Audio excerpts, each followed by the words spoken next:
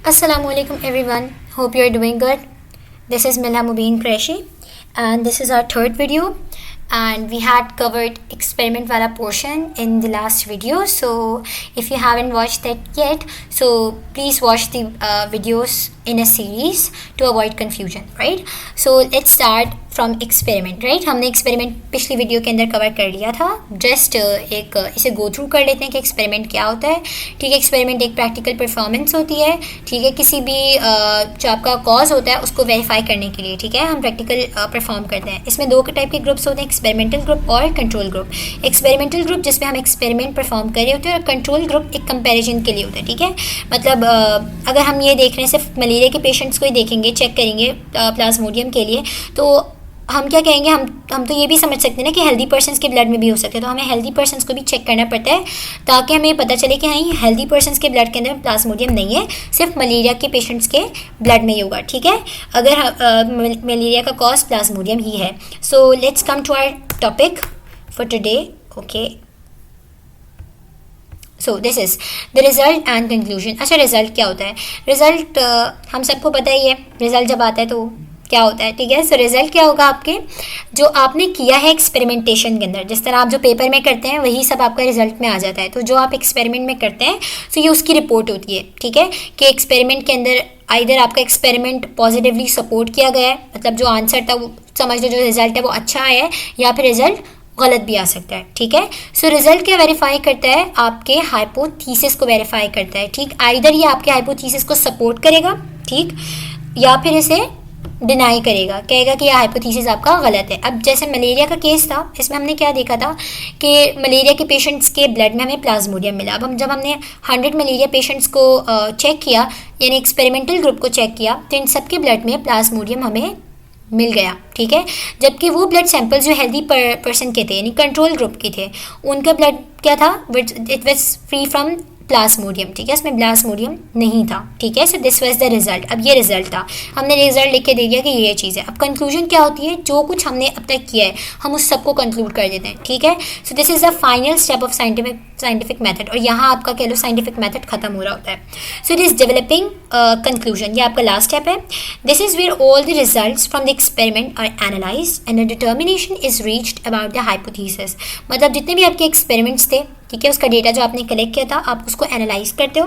ठीक, और उसके बाद पता चलता है कि भाई हाइपोथीसिस जो है, या तो हाइपोथीसिस सही है या गलत है. अगर हाइपोथीसिस आपका सपोर्टेड होता है तो सही है, ठीक, लेकिन अगर आपका हाइपोथीसिस सपोर्ट नहीं हो रहा तो हमने क्या करना है, इस हाइपोथीसिस को डिस्कार्ड करके हम वापस अपने एक्सपेरिमेंट को रिपीट करते हैं. ठीक है, if not then repeat the experiment और think of other ways to improve your procedure. ठीक, एग्जाम्पल यहाँ पे क्या है, हमारे केस में conclusion is made that plasmodium is a cause of malaria. यह हमारी कंक्लूजन है. ठीक है, now next is theory and law. अच्छा, थ्योरीज के बारे में जो लोग अक्सर आपने सुना होगा नॉर्मल लाइफ में कह रहे होते हैं कि मेरी थ्योरी ये नहीं कहती. ठीक है, वो थ्योरी ये थ्योरी नहीं है जो हम बायोलॉजिकल प्रॉब्लम के अंदर पढ़े हैं. ठीक है, वो थ्योरी उनकी जो अलग होती है. ठीक है, मतलब ये होता है उनकी बात साइकोलॉजिकल चीज़ हो जाती है उसके अंदर. ठीक है, यहाँ जो थ्योरी है वो कैसी होती है, दैट इज़ वेल टेस्टेड. ठीक है, इसको बार बार टेस्ट किया जाता है and it is highly reliable. Almost 99% तक हम कह सकते हैं कि आपकी जो थ्योरीज होती हैं ना वो ठीक होती हैं. सही है, क्योंकि ये बार बार आप एक्सपेरिमेंटेशंस करते हो, उसकी वजह से आपकी एक थ्योरी फॉर्मुलेट होती है. So it's a well tested and highly reliable scientific explanation of natural phenomena. ठीक है, जैसे कोई भी नेचुरल इवेंट जो आपकी ज़िंदगी में हो रहा होता है, ठीक है, उसके बारे में जो एक थ्योरी दी जाती है. ठीक, they unify many repeated observations and data collected with lots of experiment. इसकी एग्जांपल क्या दी हुई इन्होंने, theory of evolution. Theory of evolution में आपके मैट्रिक क्लास के अंदर ये एक इंपॉर्टेंट टॉपिक है, theory of evolution.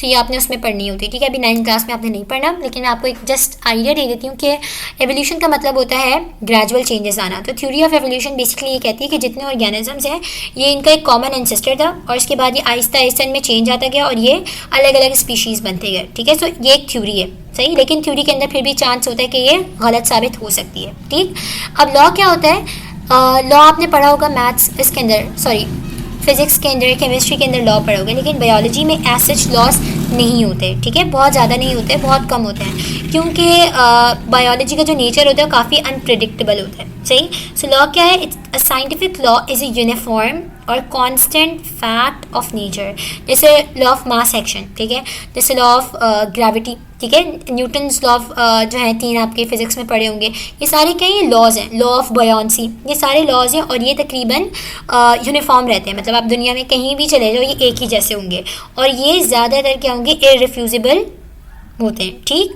Biology is short and laws due to puzzling nature of life, क्योंकि लाइफ का कुछ पता नहीं होता, राइट, नेचर इंसान को हमेशा हैरान कर देता है, ठीक है।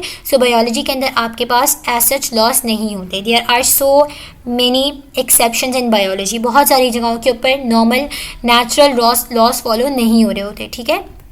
Now this is the last part of our chapter that constitute the ratio, proportion, mathematical biology and mathematical models, ठीक है। अब रेशियो क्या होता है, ये सारी चीज़ें आप कह लो जब आपने रिसर्च वगैरह की है, ठीक है, जो सारा हमने पढ़ा है ना ये रिसर्च के डोमेन में आता है, जो लोग आगे जाके रिसर्च वगैरह करना चाहेंगे तो ये सारी चीज़ें रिसर्च के लिए इंपॉर्टेंट होती हैं, ठीक है। सो डेटा एनालिसिस भी किया जाता है। अब जो आपने मतलब जो आपके रिजल्ट आया उसको आप कलेक्ट करते हो, उसके बाद आपको उसका एक एनालिसिस करते हो। अच्छा, बुक में देखा होगा ऐसे करके ना चार्ट बना हुआ है बार्स वाला, ठीक है, राइट। सो ये क्या है, ये एक तरीका है जिसपे आप इस ग्राफ के ऊपर आपने ग्राफ प्लॉट किए होंगे, इस पर आप क्या करते हो अपना डेटा सारा डाल देते हो, ठीक है। इसके आप क्या करते हो, एक अंदाज़ा लगाते हो, रिजल्ट निकालते हो। इसी तरह एक पाई चार्ट होता है, मतलब ये ऐसा सर्कल होता है, सॉरी फॉर दिस शेप, ठीक है, सर्कल होता है, इसमें आप डिफरेंट जो है मेजरमेंट्स रखी हुई होती हैं, ठीक है।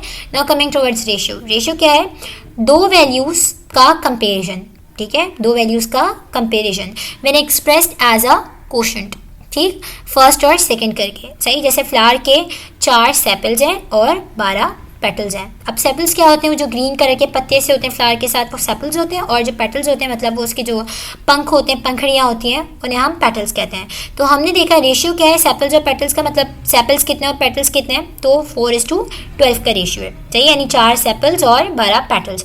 अब इस जो आपका रेशियो है ना मैथ्स के अंदर पढ़ा होगा, हम सिंप्लीफाई करते हैं, ठीक है, तो हम इसको सिंप्लीफाई कर सकते हैं, 4 1 ठीक है, और 4 3 सही है। सो अब ये आपके पास क्या कहलाता है, ये इक्विवेलेंट फ्रैक्शन कहलाता है, मतलब आपने इसको सिंप्लीफाई कर दिया, ठीक।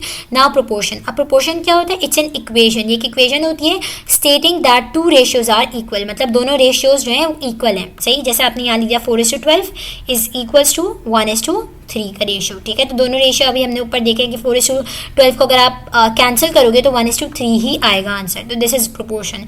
अब मैथमेटिकल बायोलॉजी क्या है, बायोलॉजी की एक ऐसी फील्ड जिसमें हम बेसिकली रिसर्च की फील्ड होती है, जिसमें हम क्या करते हैं, मैथमेटिक्स के लॉज को या इसके जो फॉर्मूला होते हैं उससे हम बायोलॉजिकल प्रॉब्लम्स को सॉल्व कर रहे होते हैं, ठीक है। It's a field of research that examines the mathematical representation of biological system। Simple word में याद रखना है, मैथमेटिक्स के फॉर्मूलाज को हम लाइफ के ऊपर अप्लाई कर रहे होते हैं। Now one key role of mathematics in biology is the creation of mathematical model। अब mathematical model क्या है, they are basically equations या formulas, ठीक है। इनको हम इस्तेमाल करते हैं किसके लिए, to predict, ठीक है, और डिस्क्राइब द नेचुरल अकरेंसेस, ठीक है। जैसे किसी जगह पे फॉर एग्जांपल कोई अर्थक्वेक आता है, ठीक है, तो उसका जो इंटेंसिटी थी वो कितनी थी, ठीक है, नेक्स्ट आ सकता है वहाँ पे या नहीं आ सकता, या किसी भी जगह के ऊपर जैसे जो बायोलॉजिकल वो थी ना प्रेडिक्शंस होती हैं, ठीक है। तो ये सारी चीज़ें हम मैथमेटिकल मॉडल से कर सकते हैं। अब आ जाता है ऑर्गेनिज्म बिहेवियर पैटर्न, ठीक है, मतलब कोई ऑर्गेनिज्म किस तरह से बिहेव कर सकता है, सही।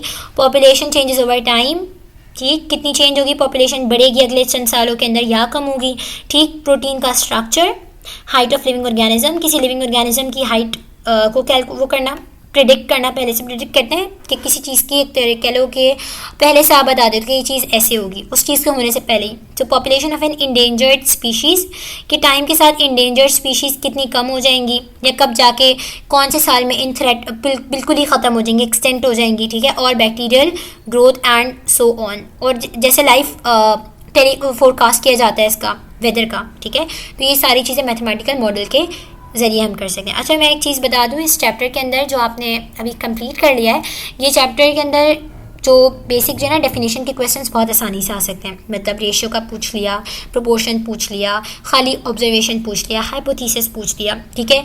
रीजनिंग वाला जो क्वेश्चन है उसमें डिडक्टिव और इंडक्टिव रीजनिंग दोनों का डिफरेंस आ रहा होता है ज़्यादातर, ठीक है। तो ये चैप्टर बहुत आसान भी है, दूसरा छोटा सा चैप्टर है, और ये चैप्टर का जो सबसे पहले हमने चार्ट सबसे पहले वीडियो में देखा था, तो वो चार्ट लाजमी प्रिपेयर करना, that is very very important, ठीक है। So this can come in short questions as well as in long questions. So prepare this well. ठीक है. Thank you so much for watching. Again reminding you of the Crash Biology course. So you can drop down your comments for any queries or for any problem you can email me. ठीक है. Thank you so much for watching.